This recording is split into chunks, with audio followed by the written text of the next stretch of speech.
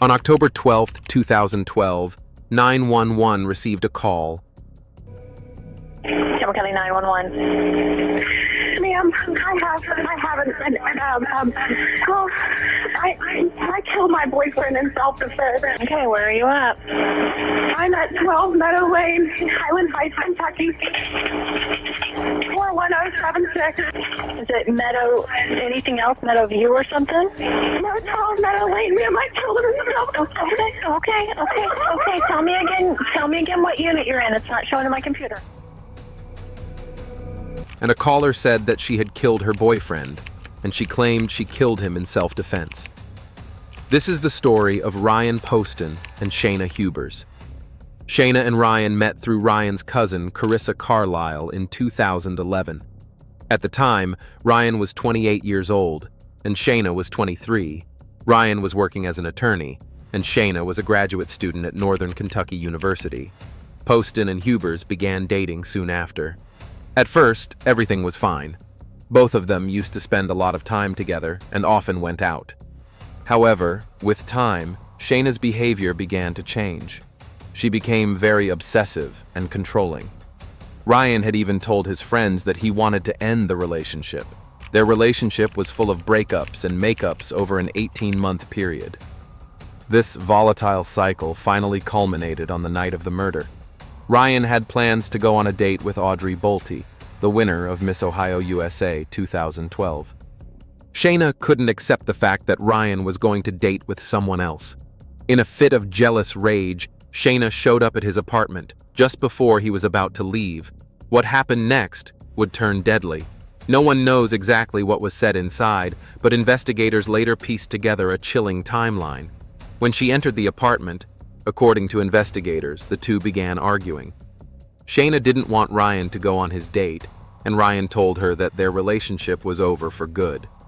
During the argument, Shayna reportedly became emotional and angry. She accused Ryan of humiliating her and replacing her with another woman. The argument got heated, and at some point, Ryan sat down at his dining table.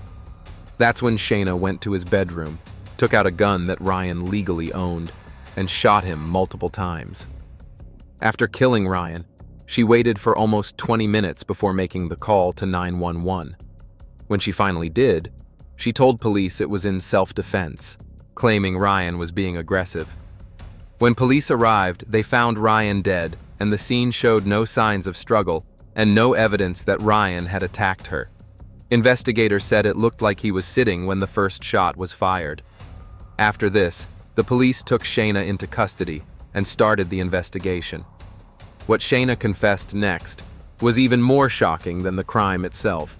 According to her confession, she shot Ryan 6 times with his own handgun. She described the shooting, saying, "I shot him in the head." Funniest jokes before.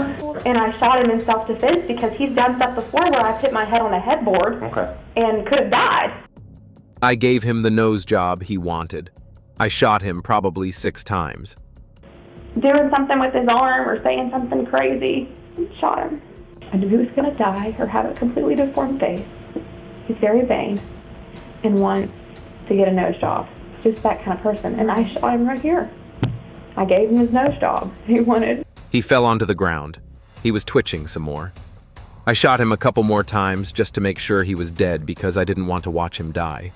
But what shocked investigators even more was her behavior right after giving that confession. While in custody, Shayna talked and even giggled in the interrogation room, saying things like, "I did it," and "I don't regret it." She even said she wanted to kill herself so she could be with Ryan again. These disturbing and inconsistent statements made police realize that this wasn't self-defense. It was a jealous rage that ended in murder. After her arrest in 2012, it took nearly 3 years for her first trial to begin. There were several reasons for this delay. One was that the prosecution needed time to collect all the evidence, which included her 911 call, interrogation videos, text messages, and witness statements. In cases like this, gathering evidence can take months or even years. Another reason was Shayna's mental health. Her defense team presented several medical reports, and the court needed time to review them, which caused further delays. The third reason was the heavy media coverage surrounding the case. Because the case received so much public attention, both sides wanted to ensure a fair trial, and that also contributed to the delay. The trial began on April 23, 2015, and lasted for about 2 weeks. On the final day, after 5 hours of jury deliberation, Shayna Hubers was found guilty of murdering RyanPoston. The jury recommended a 40-year prison sentence. Now, Hubers will be eligible for parole in 20 years, actually after she serves 85% of that, so we're talking really around 17 years, but first the judge has to accept that recommendation. Reporting live, Brian Hemrick, WLWT, News 5. All right, Brian, and we're going to find out if the judge agrees with the jury on June 2nd. That's when the formal sentencing is set. However, Hubers' lawyers requested a new trial, claiming they were not allowed to present key evidence and witnesses that could prove Shayna acted in self-defense. They also asked the judge to recognize Shayna Hubers as a victim of domestic violence, which would make her eligible for parole sooner. According to state law, Shayna Hubers must serve 75% of her sentence before being eligible for parole, but her lawyers requested that she serve only 20% before she could be released. 4 months after being convicted, Shayna Hubers was sentenced to 40 years in prison with parole eligibility after 20 years. The presiding judge also declared that he did not believe that Hubers was a victim of domestic violence and that he had considered a sentence greater than 40 years. However, that conviction was not the end. Hubers' legal team appealed, and the verdict was canceled. The reason for this was that in the first trial, one of the jurors had a criminal record. He had already been convicted of a felony. By law, anyone with a felony conviction is not allowed to serve on a jury. Because of this mistake, the first trial was canceled, and Hubers' second trial began on August 8, 2018. During this trial, Shayna Hubers' lawyers emphasized the issue of domestic violence. Hubers herself took the stand and gave details about her sexual relationship with Poston. She also tried to show that her boyfriend had been abusive, which influenced her actions, but it does not work. After 5 hours of deliberation, the jury again found Hubers guilty of murder.